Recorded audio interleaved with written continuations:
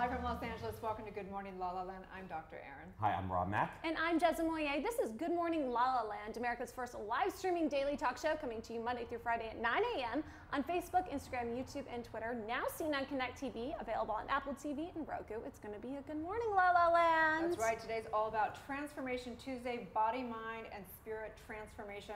We're going to hear some #1 tips from how to transform your body from a UFC champion. We're going to get some tips on how to transform the mind and body and soul from 2 thought leaders. We're going to learn how to transform. This is too much to talk about this morning already. I'm tired now. On transforming your family and transforming your mind and body and spirit. And I can't even say, I'm done. It's over. Transformation Tuesday.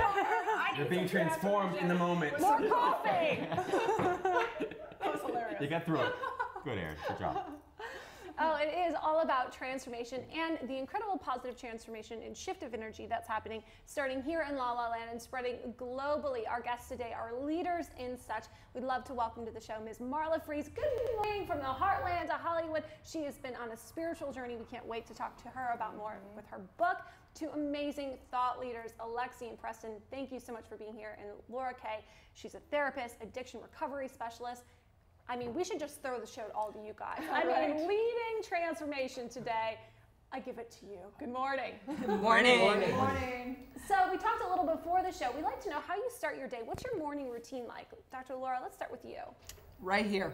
Cheers to that. I'm with Dr. Erin. I get tired in the morning too, transforming lives. So this is my start to the day. So. Beautiful. Alexi, how do you start your day? Is there a mantra or an affirmation that you meditate on? Honestly, it's love. I start it with my husband, snuggled up, and my little 3-month-old baby, and we just snuggle and giggle and have the best present time together. Hashtag life goals. Yeah. Jeez. Preston, what about you? I mean, obviously you start with love, but is there a certain meditation or something that you focus on? Well, yeah, I attempt to do, and I've been doing this for years, a stream of consciousness gratitude sort of rant, where anything that's up for me, I just say thank you for it. Because I am so blessed to have such a beautiful wife and perfect child, I no longer do that out loud. But I do it internally. He doesn't want to wake mama up too early. Yes. Internal rant. I love that you use the term rant in a positive way, right? You usually associate ranting with something negative. I'm going to positively rant now. That's amazing. Yes. Marla, what's your morning routine like? Well, I'm just glad to get out of bed and feel really good. And my mantra in the morning is, I'm just so grateful that I'm healthy. I mean, we've all gone through various transformations in our lives with health.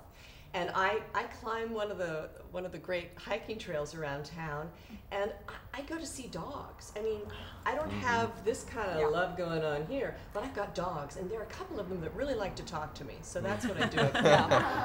Yeah. So, what's the most recent thing a puppy has expressed to you? Well, you know, there's one in particular. Her name is Sapphire, and she's really fluffy. I think she's an Alaskan Malamute or something. She walked up to me and she was like, oh, she always likes to love on me. And what she told me was her mom was really happy finally. Well, her mom went back to school, which is really amazing. So she was very happy about it. And there was a treat that she had just gotten from her mom that she liked a lot too. So when you get these messages from the animals, do you often express them to the owners? Oh, that's the whole point, I think. I think that they come to me, and of course I talk to dead people and real people too, but they come to me because I can make a communication to their friend, to their loved one. So they know that I can communicate something that they need to tell their owner, which is really amazing. And She's my new best friend. She's every animal's best friend. Oh, well, thank you so much for being here to each and every one of you. We're excited to talk to you more later in the show. I love that. Their baby's name is Kingston. Of course, he's a king. Hello, Yes, right? I love it. Oh my gosh. Strong name. Such a strong name. So much love coming from that couch, huh? I know, very conscious. We've got a great dynamic divine team back there today. So what's going on, you guys? A little bit of everything. A little bit of everything today. You know, it's interesting. I think most people have so much trouble communicating with each other. And Marla's like, oh, I communicate with the dead, the animals. It's amazing. I'm just a master of communication right here. It all flows through me. For me, it all gets stuck right here. I'm like, oh my God, I'm feeling something. I can't communicate right now. It's in the throat chakra.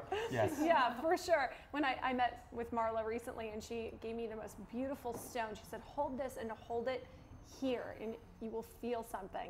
And I can't wait to share what I felt with you later in the show. Oh my gosh, that teaser. The teaser, the hook. She just gave us the old hook. That's right. So Transformation Tuesday, you guys, let's talk about this. What is transformation, right? I mean, we see on Instagram, you'll see transformation. Oftentimes we see the body. The body's transformed, but we know that it's all connected to consciousness. So of course, it all begins in mind.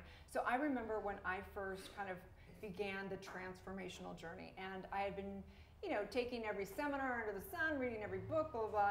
And this is way before my Doctor of Divinity or shamanism or anything, and I went to a thing called Landmark Forum, and I'm sure it's a very well-known thing. And I'll never forget, they had us take a look at our stories. The stories we told about our past, the stories we're told about right now, the stories about our health, the stories about our money, the story about whatever it is, all of our stories. And they're like, you can change your story. And I was like, what do you mean? This is just what happened and this is how I viewed it and da da da. And they're like, no, you can actually rewrite your story. And I was like, bing, like this whole light bulb went on, like, oh, I can actually change my story. And that was so transformative. It was, my life's never been the same. Yep. It's so powerful. I completely agree with you. You don't realize the choice that you have in the meaning that you assign to events in your life or experiences. And when I started to discover that, I realized I had a lot more power than I always thought I did. So yeah, telling a true but better feeling story, I think is everything. Right. Yeah. So what happens when you get to that middle chapter of the book and you're like, oh my God, I'm gonna panic, it's 11th hour, I can rewrite my story, but what if it rewrites me? Whoa. So explain that, Jez. No. Yeah. You explain that, Rob. You're the expert. How does it rewrite you? How does it rewrite you? I don't know. That's what Marla Stone was telling me. So we have to ask her. She's the expert on that. We have to ask her, how do you rewrite your story? But yeah, just the meaning that we put around things. So in the Vedas, which is one of the oldest, spiritual texts, it has as it is. And I always think about that when I think about stories. There's one thing to look at a story and just go, this happened. Yeah. And just as is it, versus looking at the story and putting all the meaning and all the, all the emotions around it, and it totally changes into a different story. That's absolutely true. I mean, one of the things I love about A Course in Miracles, for instance, they talk about moving from sort of a nightmare to like a happy dream, and then one day you eventually drop dreams altogether and you just slip back into reality. And so for me, the journey's often been about like, okay, something bad happens, I have a bad feeling story around it. And then I realized I had more control and I had a power to tell a better feeling story that was also based in truth. And then I think there's a point you get to where you can just drop the story and stick to the facts and not interpret them in a positive or negative way, just let it be as it is. Right. Yeah. So that or you can change a totally traumatic story and shift it into the biggest blessing of your life. You're the master of your stories. That's true. Yeah. It's interesting though, because for me, I have a hard time writing that story in the present. I'm so caught up in it, and I get stuck in my mind or stuck in my heart chakra or throat chakra, whatever that is. And so I really can't write it until after it happens. I think that's true with most of us, Jasmine. Yeah. I think there are very few people that are actually able to rewrite it on the fly. So that's the, right? It's the graduate level, it is. I think we're all working there. Yeah. I'm trying to be tapped in, tuned, and turned on, but I'm like, oh my God, the hindsight thing is 20/20, because when I'm stuck in it, I'm like, I'm here, but I don't know what I'm writing down right now. Like, I don't know where this is going. Yeah, I think that's true. I mean, there's a great expression, like, life can only be lived forward and only understood backwards.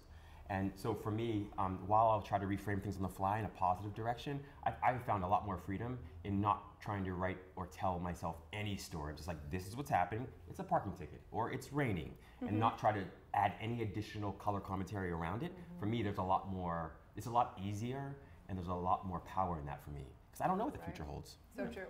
So transformation today, we're talking body, mind, spirit transformation. It's the X factor of your life. It's like a mathematical equation. And the minute you change an X factor, the entire perception and experience of life changes instantaneously. So let's take a little break. When we come back, we're going to talk to some masters of how they are transforming their body, mind, and spirit. Stay tuned.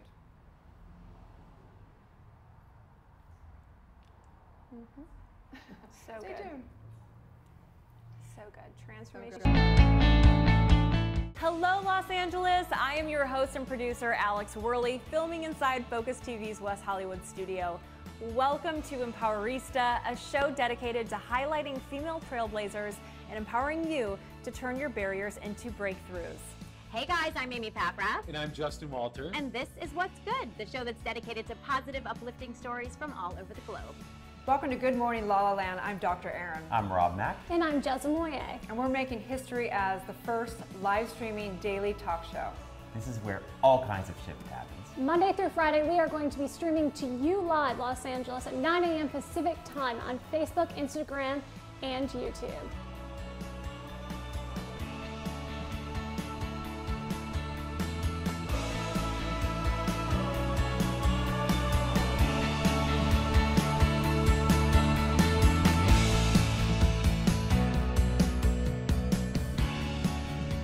Hi everyone, welcome to the Alyssa Goodman Show. So Kelly, welcome. Thank you for having me, Alyssa. This is so fun. I know.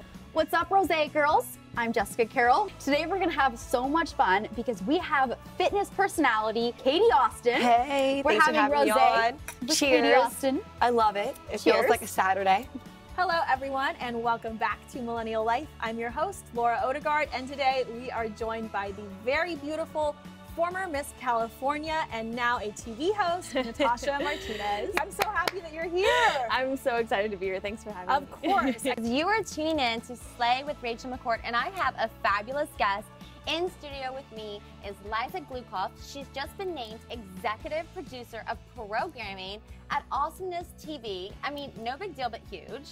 Hi. Thank you. Hi. Are we so excited right now? We are so excited. I mean, Thank we you for have having me. roses, we have perfect lighting, we've got some Spa Girl vodka in case we get a little crazy. Hey, Dr. Erin here, teaching universal law and spiritual truth, having a conscious conversation in the heart of Hollywood.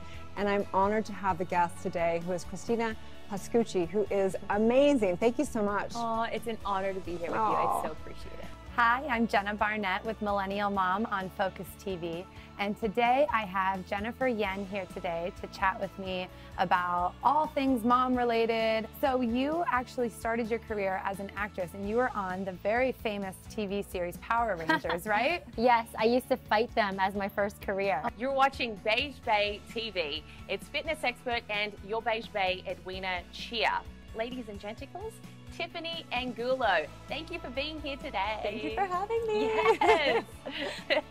You know, you're my Beige Bay of the week, not only because of your nationality, but because you just seem like the girl who does it all. Hi everybody, I'm Allie Landry and welcome to Reshape TV. I have created an online platform, reshapelive.com and Reshape TV, to provide a place where women can learn from the very best resources for those of us who are striving to reshape our lives and live an optimal, healthy lifestyle. Hey LA, I'm Gwen Lane with the LA Girl, and I'm here with Liz Hernandez, former TV host at Access Hollywood and now the founder of Wordiful. So excited to hear more about that. Liz, thank you so much for being here today. Hi, Gwen. Thanks for having me. Hi everyone, it's Michelle Gillette, life coach and host of the Spotlight series on Focus TV. And joining us today is our dear friend, Shalini Videra. And thank you for having me. It's Of course. I'm so happy to be here. You're the perfect person to be here because we love anything that is, women helping other women, women empowering other women. Hi, I'm Janica. I'm here with Focus TV for my segment of Fearless Females. And today I interview Doriana Richmond. You're gonna love listening to Doriana. Not only is she beautiful, but she's so heartfelt, and she has created this amazing jewelry line called Stone Simple. Hi. Oh, thank you for that introduction. Yeah, Wow. of course. Thank you. Thank you for having me. Hi, and welcome to Everyday Game Changers, the show that features people giving back to their community. I'm your host, Annalise Getz, and today we are joined by Rolanda Watts. Rolanda is a stand-up comedian, she's an actress, she's a television personality, and she is a philanthropist, which is why she's here today. So thank you for joining us, Rolanda. Thank you for having me. A joy to be here. Today on Moms Matter, we're going to talk about money, money, money, something that we all struggle with and we need help with, and that's why we have the fabulous Winnie Sun, who's here with us today. Aw, thank you. Thank you so much. I know you've been on MSNBC and Forbes, and you are the money expert. Hey everyone, welcome back to a new magical episode of Soul Reboot. I am your host, Allison Charles. Please welcome and meet this powerful divine queen whose name is Daphne Wayans. I am so happy to be here with you. I'm so honored to be here.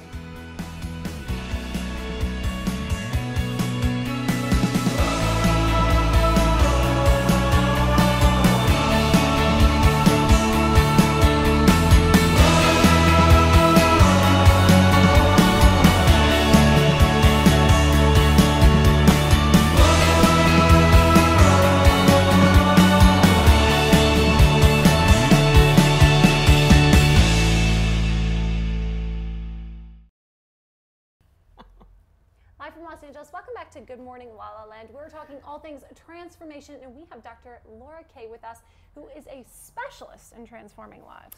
Well, hello. Thank you for introducing me. I am a doctor, but I'll take it. That's okay. You know, I didn't put my years in for my doctorate, but thanks. Honorary degree. Sorry, I'm a licensed marriage and family therapist, which is a mouthful.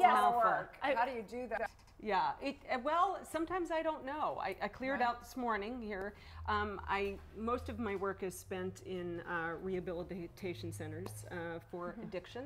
And so I spent most of my time there, and I have a private practice, and also starting to get the message out into the world about mental health, personal transformation, because many people, there's still a lot of shame and stigma, especially in the area of addiction. For sure. So people don't, you know, it takes a while for them to come and get help, and sometimes they're forced, as we all know.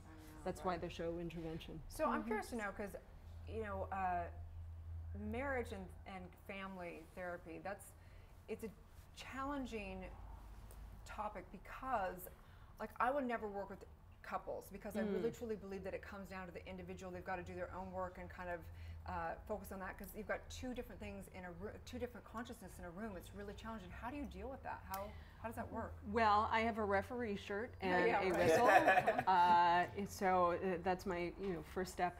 No, I often hear that from other therapists. I don't like working with couples, and I love it.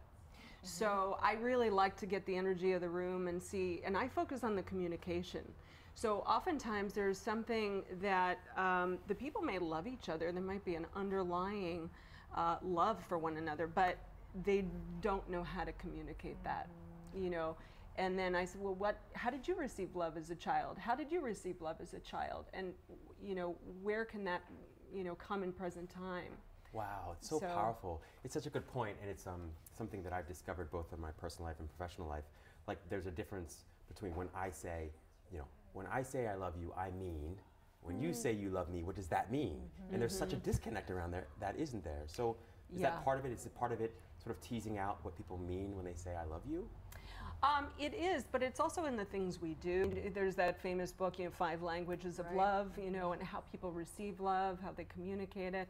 But it's also, I think, in words. I mean, it's, some people take things as blaming, like you stick with the I conversation. You're like, well, when you do this, I feel. So you own it. Like you're saying, you take responsibility for your individual experience, and you don't put it on the other person. And it's also, bring up a good point. I run groups on codependency, and that word is bandied about a lot, right? Codependency.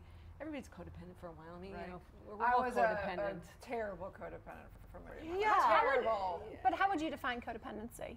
Well, my definition in very simple terms is my mood and sense of well-being is dependent on your mood and your thoughts and your emotions and opinions, right?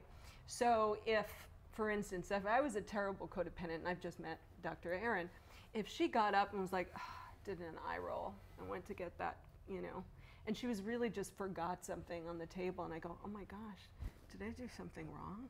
And then all of a sudden I'm going, oh, am I a bad person?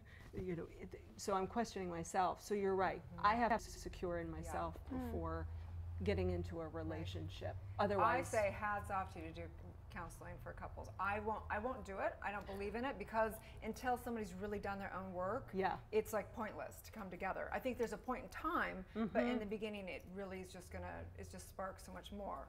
So tell me this, so transformation. What do you think is the #1 thing for transformation? You've worked with addicts, you've worked with families, you've worked with couples. What is that secret? Well, I speak from personal experience. When I was a teenager, I was having a lot of difficulty. I was one of those angst-ridden teens. Can you imagine me with purple hair? Yeah, I had shaved on the side. Okay. Oh yeah. We would have been totally. we would have been friends. So I think really what got me through it was really identifying my thought process. I found a book, thank God, called Feeling Good, and I was like, feeling good. And I was like, yeah, it's a classic.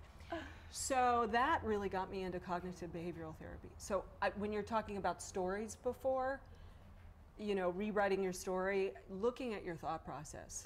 What's going on in your thought process? Because that's what leads to feelings, right? Because I don't know about you, but have you ever tried to intercept on your feeling? Like, oh, just stop being sad. Oh my God, Stop being angry. And when you wake up that way too, you're like, I was fine when I went to bed. Why do I have this feeling right now? And you try and intervene in that, it doesn't really work. Doesn't work. No. So what we say is you got to intervene on the thoughts or the behaviors because they're always attached to your feelings. How do you do that? So how do you do that? Well, first is raising awareness. Thinking about your thinking. So when I'm teaching someone, like say if I have someone who's depressed or anxious or you know whatever it is, I was like, well, tell me a little bit about what you're thinking about before you know that happened to you and you became angry or sad. And so they go, well, I was thinking about what a loser I was. I'm like, well, let's look at that. Right. Let's look at that thought. And then they'll realize, oh my gosh, I'm thinking that I'm a loser like 10 times a day. It's like Byron Katie's work. Is this real? Is this the truth? Yes. Just like distinguishing down your thought process. So powerful. Yes. Yeah. So I'll go through that and really, it's, you know, it can be quite the process. And then your brain starts building new muscle, or I don't want to say brain builds new muscle because that sounds kind of idiotic, doesn't it? Very scientific, Laura. But you're in a way it does though, right? Because the more you practice it, the reps you do, the stronger your focus gets. It's true. I'm an athlete, so you know I go the muscle. But yeah, the brain builds new pathways. So it's and there's a lot of evidence with that with that kind of therapy. So the awareness itself builds new pathways, and then is there something that is the sort of the next step beyond that? Yes, it's kind of multifaceted. I mean, there's many different ways to combat dysfunctional thought patterns in cognitive behavioral therapy. There's like there's a book that says 12 ways to untwist your thinking. So a lot of times I say, well, let's look at evidence for the fact that you're a loser. Give me the evidence. Okay, and then they're like, well, and sometimes they're hard pressed to think like, well, what backs up that I'm a loser? And so, and then I said, well, what evidence doesn't support that? And they're like, well, this. Like, it's so fascinating. I love the way you put it because I've always felt in my own experience that it's kind of like being either a really good or really bad lawyer. I decide what I want to almost believe or change my thought around first, and then I seek out all the evidence to build a case for what I should or can or need to believe. Yes. So it's You're a little focusing. like that. Focus. What are we focusing on, right, that day? So and you can focus on things that will help you or things that will hurt you. And sometimes people are leading a hurtful life, so they stay there. Right. They don't know anything different. It's the same like an addict. Well, I don't know what it's like to not drink. Right. I don't know a lifestyle that doesn't involve that. So let's get into that recovery and working with addicts. What is that shift? What is that biggest shift that you've seen? Just breaking down their thought pattern, or? Well, there's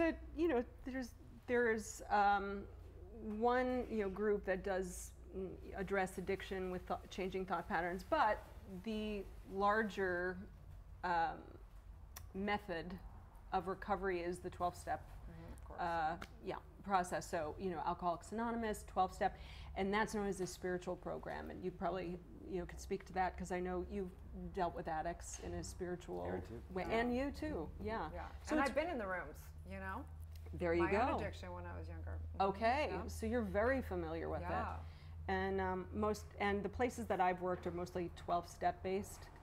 And so I'll go with that. And a lot of it's funny because I'll hear a lot of normies or non-addicts say, I'm really jealous of these addicts in recovery. And I'm like, why? Well, they get to sit in rooms with like people that they connect with and talk about themselves. They can call someone up at 2 in. I used to get so mad. So it's interesting though because people do wish they had that opportunity. The normies, the people who want to be able to have a group to really connect with and to heal with, and unless you're in those rooms, sometimes people don't feel like they have the ability to, whether it's their pride, their ego, even though they're craving that healing, they're holding themselves back from it. Definitely, definitely. It's so fascinating. It's such a great point, Jeslyn. Like, so I would say that based on everything I've read and experienced, like the most transformative element of any coaching or counseling practice is the ability to hold a safe space of unconditional regard for the person that you're with. Yes. And so while so much of this has to do with thinking and psychology, I feel like a deep part of it has to do with just being able to exist in this place of thoughtless, loving awareness. You know, it really, you speak to something very important, you know, really a foundation of therapy. I remember when I started in this in New York City, and I was working with mentally ill homeless men in a hospital. And there was a man who, they were giving me a goodbye party because I had to leave for the summer. And there was a man who used to be a catatonic schizophrenic, which is someone with schizophrenic who just didn't move, didn't speak, and was very, you know, still. And I remember him, and I'd been working with him for about 3 months, and I remember he shuffled up to me and he said, "Laura, thank you for caring about me." He said, "It's been a very long time." And I was like, wow, I thought I was going to change the whole housing and mental health system in New York City. And that's why I'm doing this. Right. You know, that's what, why people do this, you know, to care and spread that unconditional regard. So inspiring. So Kindness. inspiring. Oh. So. We're running out of time, but we want to know where can they find you if they want to work with you? Well, I have a website, Laura K Therapy, and I guess maybe I should put it into the camera, laurakatherapy.com. And I also, you inspire me to start my YouTube channel finally, after I have all of it. Yeah, I put it up the other night. Cognitive therapy is amazing. My sister's a cognitive therapist, and incredible work. There's so many modalities and processes within it that are game changing. So thank you so much for all your work and everything. And I love the blue. We got to get a good picture of you guys.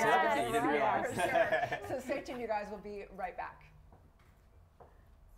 Hey, Dr. Drew here, and I am on the HEAL Advisory Board. I got involved with this organization because it's the answer to our healthcare problem. Listen to me. You go to urgent care, you go to emergency room, you are paying for all that equipment, all that infrastructure, you're wasting time, you're exposing yourself to sick people. All you gotta do is go to heal.com or get the HEAL app at heal.com, get that HEAL app, and you can have a doctor wherever you are. It's $99 if you don't have insurance, though most insurances cover it. It's the most effective way to get the care you're looking for and the most cost efficient. $99 all in. That's it. And you get a board certified physician to show up wherever you are, your home, your work, whatever it is, 8A to 8P, 7 days a week, including holidays. And that board certified individual, that licensed professional, is going to just be paying attention to you and focusing on you and using his or her judgment to take care of your needs in that moment. Go to HEAL. Check it out. You'll see what I'm saying. You'll see what I'm talking about.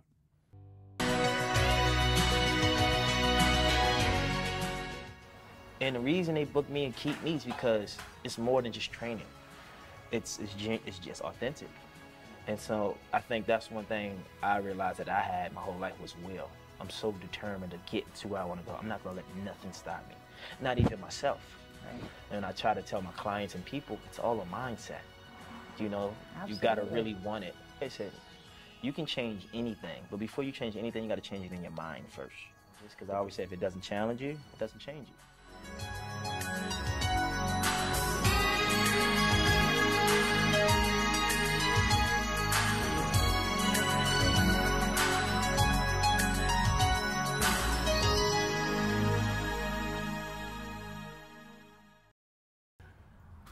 Welcome back to Good Morning LaLa. I am so honored and thrilled to have Preston Smiles and Alexi Panos. Yes. They are husband and wife. They have a newborn child. They are thought leaders, and they are badasses, let me tell you. I have been seeing you guys for a while because we have some friends in common, and I love your work. Thank you. Yep. Thank you. And by your work, do you mean my work? Or do you mean her work? That's right. It's about the women right now. Nice. You guys are very competitive with each other. Yeah. How did you two meet? Oh, it's such a good story, and it's so late. Should we give them like the... We got to condense Cliff it notes. because it's Cliff crazy. notes. Yeah. So basically, I was in London, and I met his college friend, and he said, you were the female version of this guy I went to school with and lived with in LA. Let me put you guys in a message. I had previously done 6 months of celibacy, calling in my queen. Ooh. And I had let go of the idea of having it need to happen immediately, but I was just a space for it.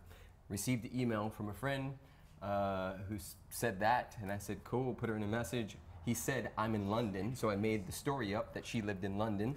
I messaged her and said, hey, you know, I thought she was gorgeous. He told me she was dating his friend, so clearly, London and taken, this is not my queen. However, I let it go. And then a few weeks later, I was on a blind date, and she got to the door, and I was a very cutthroat human being, and I still kind of am in the best way possible. And I was going to end the date the moment she got there, because it wasn't it, and I was only holding space for it. And intuitively, something said go. So I go, I get there, this show is oversold, and everybody's standing in the wall, and then the guy says, you know what, you two, I'm going to put 2 more seats down on the front row. And so he sat me down, my date sat here, and then next to my date, wow. It was me. And here's the craziest thing. I was supposed to go to the Saturday night show, and my girlfriend called me last minute to swap for Friday night. And here I am. Oh my God, that gives me so much hope. Yeah. So what you're saying is this whole manifesting thing works. Is that what you're saying? 100%. It really does. Always. It never turns off. That's right. Yeah, even if you're not consciously manifesting, you're always exactly where you have to be. And sometimes we're in such resistance to where we are because it doesn't look like what we expect. But if we're just open and available for what's there, we can really see the gift that the present moment is. Right. It's so powerful. One of my favorite expressions is patience produces immediate results. Ooh, I love that. Yeah, that was a perfect, like you guys Yes. epitomized that. How does a person get there when they're feeling so rushed and stressed to make it happen right away? Well, I would say one of the first places to start, using the metaphor of starving in the desert, right? You're in the desert, there's nothing around. You know, you're in this space where it feels like, I'll never meet my one, I'll never manifest this thing. And then you see a tree. And the tree, you get to this tree and you're like, wow, there's a tree. And at the bottom of the tree is all the low-hanging fruit. But at the top, you see all this juiciness. You see hashtag relationship goals. You see everything at the top of this tree. Well, our teachings are you reach for the low-hanging fruit. You reach for the stuff that fills your cup. You reach for the stuff that makes your heart smile. And what happens is as we, fill our cup, we can give from the overflow. Yeah. And success is attractive. When somebody is loving themselves and feeling themselves and deeply in love with themselves, we want to be a part of that. It's like why you guys are so attracted to me. I am amazing. Speaking of, we have some B-roll because it's one thing to hear you guys here and you're so powerful even here, but I think it's important to take a look at a couple clips because you really own it in this. So we're going to take a look at Alexi's first. Amazing. We have 2 clips, so we're going to watch hers first because it's all about women now. Get it.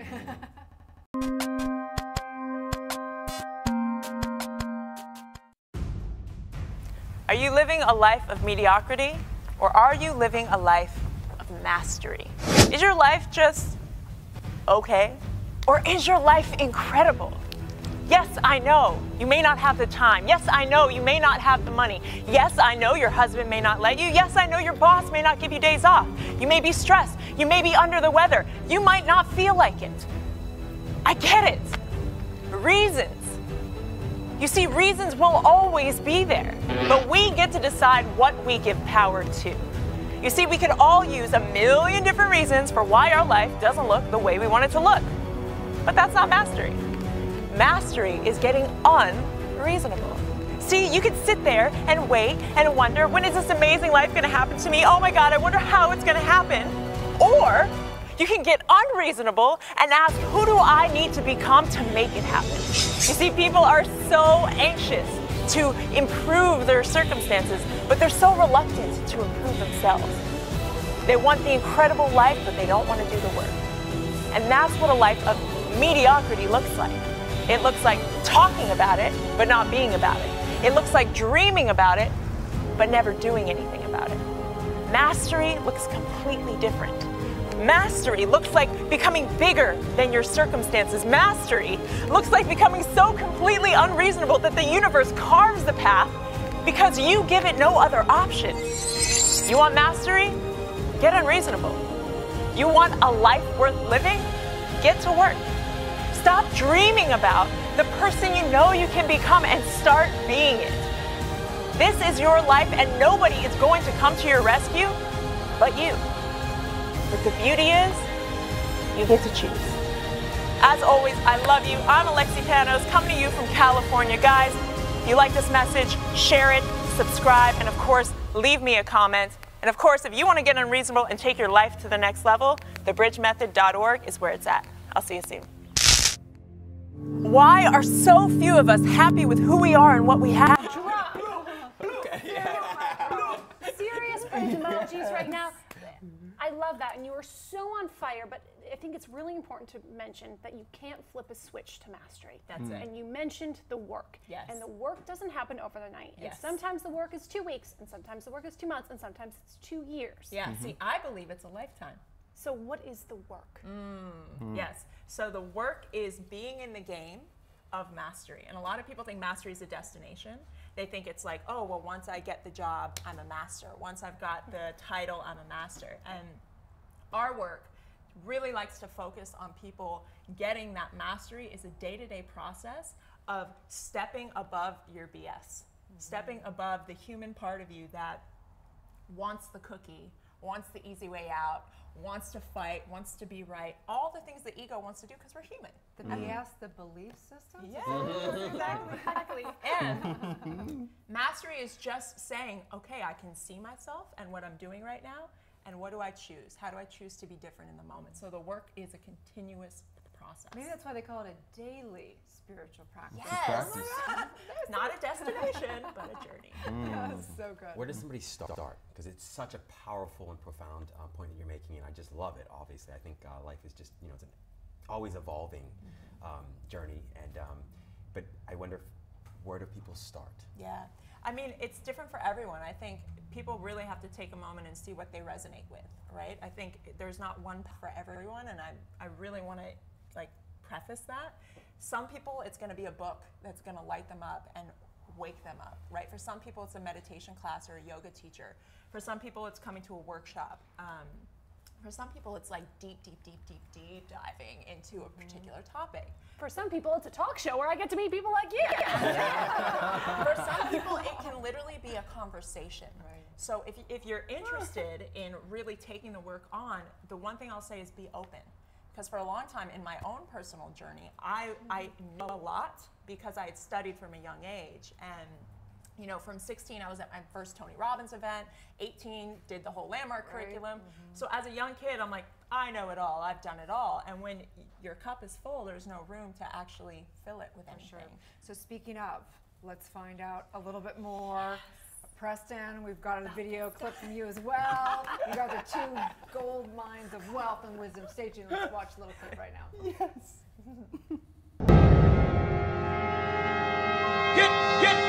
Get down.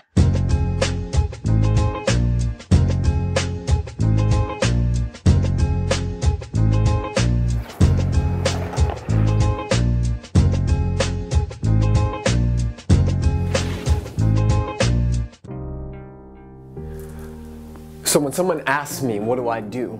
My answer is always, whatever it takes. Whatever it takes to be a reminder of who and what we are. Whatever it takes to be another option for these kids and these people out there watching empty rappers and these Kardashians and these celebrities that have us cleverly misdirected from who and what we are. You see, I understand that success, A, is whatever we call it. And that success is not owned, it's rented. And the rent is due every day. Every day I do whatever it takes. Every day I am consistently giving my gift because I understand the law of circulation. That is that nothing on the planet is still. It's all transitory. Everything is always moving, always circulating. And that we block the circulation when we try to hold on to things. We block the circulation when we try to control or manipulate situations for security. You see, I understand that the giving is in the getting, that I only get to keep what I give away. And so I'm here to remind us of that beautiful universal law, that there's only one of us here, and that when I set myself on fire, when I light myself on fire, I became the flame wherever I go, and I become a beacon for people to see their own flame, not mine, to see their own flame. And from there, we turn our kitchen fire into a forest fire, burning down all misperceptions. We're burning down all the lies and the beliefs that we're not good enough. How dare us? You see, for me, I believe that it is a crime against humanity for me to play small, for you to play small. I believe that it is a crime against humanity for any of us that understands that underneath all of it is love. For us to sit back and watch those who believe in hate and separation run the show. But like Jesus says, we can't do it like they do. Jesus said, "Forgive them, Father, for they know not what they do." We must do the same. No, we don't turn a blind eye, but we send love and compassion to those who believe that we need to be separate. You know, one of the fastest growing religions on the planet is no religion. And I think that that is a sign that our generation, and when I say generation, I mean the one living generation, is waking up.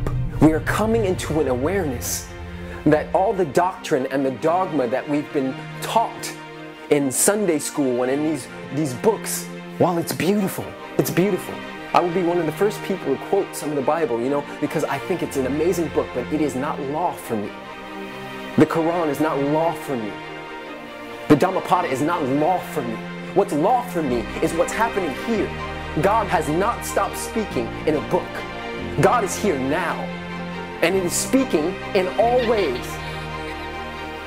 Back to it. Receptivity, receptivity.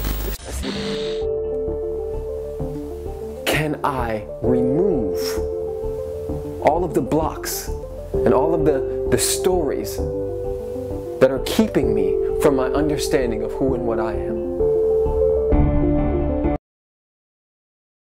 Yes. So it is. Dropping that What I love about you guys is that you know, you are kind of what I consider the bridge in this work, right? I think that as people that are teaching truth and teaching transformation, you kind of are picking which side. You're kind of taking either very religious people to kind of more of a metaphysical realm, or you're taking kind of people who are anti-religion into accepting and understanding spirituality and religion in a new level. And I love that about you guys. I vibe with these guys so much. Yeah, so good. And, you know, there was one message I was getting so clear from that video, Preston, and it was fear. Overcoming the fear that holds us back from embracing that life and that truth that you were preaching so profoundly about. How do we do that? How do we release that fear? Well, one of the things, and I'll speak about, has worked for me and worked for some of the clients that I've worked with and Alexi has worked with, and that is really disassociating from it, right? When the fear comes up, right? So there's a story that has come up for me a lot around being a young black businessman, right? Like last year, we became millionaires, and Woo, congratulations! It's a huge thing, right? Huge. But I saw that when we would speak on stages with Jack Canfield and Ty Lopez and all these other people who are big, I would shrink. So the story was nobody wants to hear you. You're just another black kid, right? And all of that is attached to a fear of not being good enough. And so what do? What did I do? I asked myself powerful questions. P, what are you here for? Service. Who are you? Love. I beat my chest, game time, and I step in. But I'm disassociating from this idea that that is me. No, that is a story that I have attached to that is based on a trauma. And you know, I think a lot of us in personal development we do the work so that we can finally be fixed and good enough, and it never shows up anymore.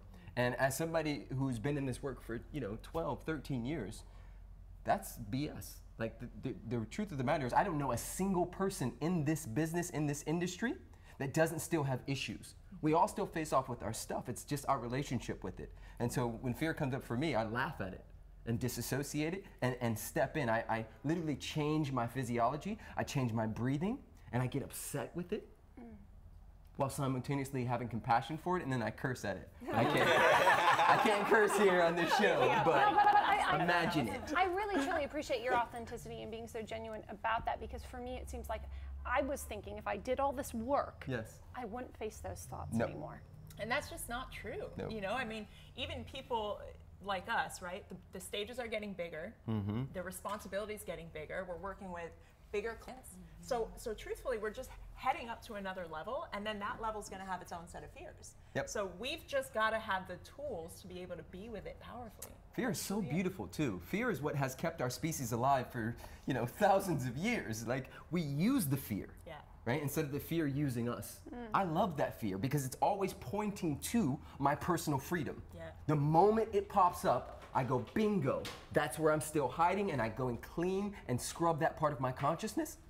Not forever, because it'll pop up, that's the beauty of being human. I think so many of us are trying to spiritual bypass ourselves into this place where we're enlightened all the time. And but we don't want that. We chose humanity. Enjoy this relative experience. Like, it's everything. Right? It's like we're here to master being, masters of limitation. It's pretty cool for, God pretty much anyway. So, right? So, on that note, we're running out of time, and I want to gather with you guys for a weekend. Let's have a weekend together. Let's have a weekend. I accept the challenge. We have a weekend. We do. Yeah, so let's hear about that real quick. What do you guys have events? We do. You can work one-on-one with you guys. You can work in group. Tell us about that a little bit. Yeah, so we actually have a business called The Bridge, where we bridge science, spirituality, metaphysics, all the things, embodiment training. And we actually have one coming up in LA the first week of June and the second week of June. Called the Bridge Experience, so bridgeexperience.com. The irony. The irony. Not at all. And then where can they find you individually as well? Both of us have, hundreds of thousands of people following us on Instagram and social media and all that. So it would just be at Preston Smiles and at Alexi Panos. Awesome, you guys. I'm so honored to finally meet you in person, and we have so many friends in common, and I just adore your work. So thank you so much for taking time out.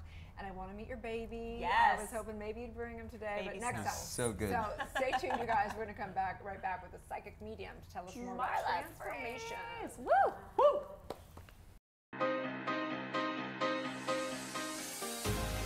I'm Jasmine Moya, co-host of Good Morning La La Land with our associate producer, Ms. Victoria Simone. Hey girl, so where are we right now? We are on the red carpet of the 45th annual Daytime Emmys, and this red carpet is hot. So we're actually going to be reporting to you live on the red carpet this week in La La Land. Jez, who was on This Week in La La Land. We had an awesome time with Mike from Oysters XO. XO! Dow Wines, the official wine sponsor of the Daytime Emmys. Yes. Cheers to that. We also had Casa Herradura and Tequila Master Kevin. He made us the official golden margarita. 24 karat magic in the air, that's what I'm saying. It was all luxury, luxury, luxury, and we celebrated the launch of the lifestyle magazine Amari with the creator George Roja and Zulay Hanel. It was a great week in La La Land. Jez, actually, who are we wearing right now? Special shout out to Ms. Steph Adino. She gowned and glammed us out for the gala for the creatives, and today coming to you from the red carpet at the Daytime Emmys. Thanks for tuning into This Week in La La Land.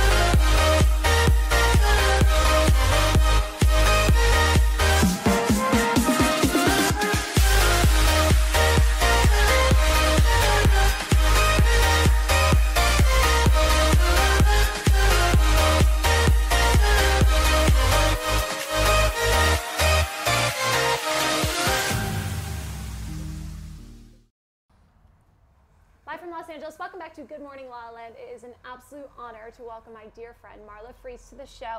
Incredible psychic medium and author of The American Psychic. Congratulations on your book. Thank you. Oh my God. Congratulations. You know, you work on something for how many years? In the birthing process. Let's just take a moment. Yeah. Let's do It's so beautiful. A spiritual journey from the heartland to Hollywood, heaven, and beyond. Tell us a little bit about it. Well, it's exactly what that says. You know, we were just having the most amazing time with our other guests, and every one of them mentioned something that is in this book of mine. I came from the heartland, actually Pennsylvania, and there was a little bit of alcoholism in my family, and that set everything off.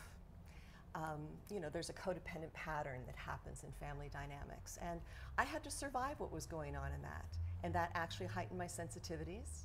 And then I had to pretend too, so that was part of my life, and I made a career out of it as an actress. And then what happens as we transform in our lives, what happened was I basically had an incident where someone came after me and threatened my life. And that changed everything. So I got down on my hands and knees and prayed for help, and well, a voice came to me. And that voice was actually somebody that helped me with this con artist. And then law enforcement started working with me, and I started working with law enforcement, and my whole life changed. Wow. Yeah. So that coming out, I call it coming out spiritual closet. Yes. And you really own your gifts, and you know what this is real and not just some thing. Right. What was that? What was that exact turning point? Was it when that guy came to? Well, there were a couple of turning points. One, when I was younger, and I had a voice that saved my life in a situation with my horse accident. But I don't want to tell too much of the stories in the book. Oh, Save it for the book. Save it for the book. Save it for the book. But, you know, we have these come to Jesus moments, so to speak. And it's really about the love. It was listening to a deceased loved one that wanted to help me at some point in time of my life. It was surrendering to the idea that consciousness survives death, because I didn't believe in this. I wasn't interested in talking to dead people. I thought I was happy, you know, doing guest star spots and selling toothpaste and beer to people, you know, on on commercials. But this is what happened. So the difference between intuition, psychic medium, and psychic, would you consider yourself all of those things, or primarily psychic medium? Well, that's a really good question. First off, anything that is in the realm of intuition, empathic quality, mediumship, all of that, it's psychic functioning. And one of the reasons that I had to hit it on the, you know, right there, I had to hit it with exactly what it is, because it's all about the heart, the brain, the consciousness, and it's all a part of it. So psychic work for me is tapping into any aspect of someone's life and giving someone information that will help them about it. And of course, the mediumship part is connecting the deceased loved ones to us here, because that's what it's all about. The first time you had sort of a psychic experience, was it scary? What was it like?